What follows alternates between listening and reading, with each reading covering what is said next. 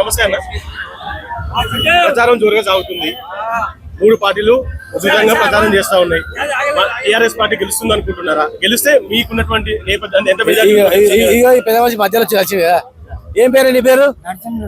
ఎవరే సైడ్ ఎట్లా కేసీఆర్ పాలన బాగుందా కాంగ్రెస్ బాగుందా? కారేకూర్చే అంతేనా? ఒక్క నిమిషం అన్నావు కదా, ఒక్క నిమిషంలో నీ విషయంలో మైక్ లోపల దాంట్లో పోతా కదా కలిసిండు. ఆయన్ని అడిగిన ఇంత ధైర్యంగా డైరెక్ట్ గా మరి ఆయన అడిగిన, ఆయన ఏమన్నాడు?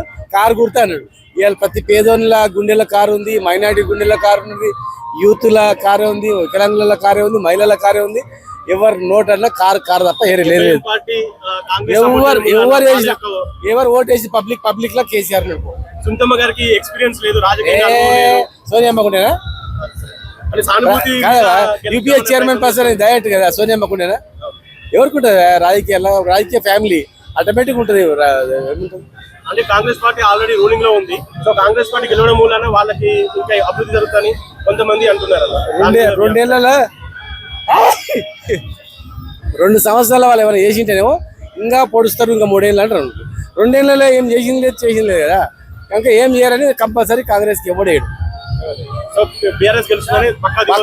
పక్క నీ ముందర దారిలో పెట్టాలని అడదామని చెప్పు. నువ్వు కళ్ళు మూసుకొని ఇట్లా లేపు పోయడం అడతా వాళ్ళని అడుపు.